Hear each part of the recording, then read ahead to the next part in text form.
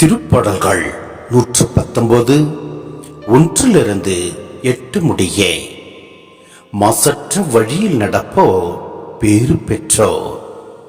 ஆண்டவர் திருச்சட்டப்படி நடப்போர் பேறு பெற்றோர்.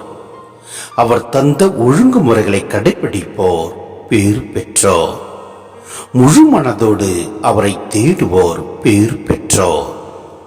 அநீதி செய்யாமல் அவரது வழியில் நடப்போர் பேறு பெற்றோர்.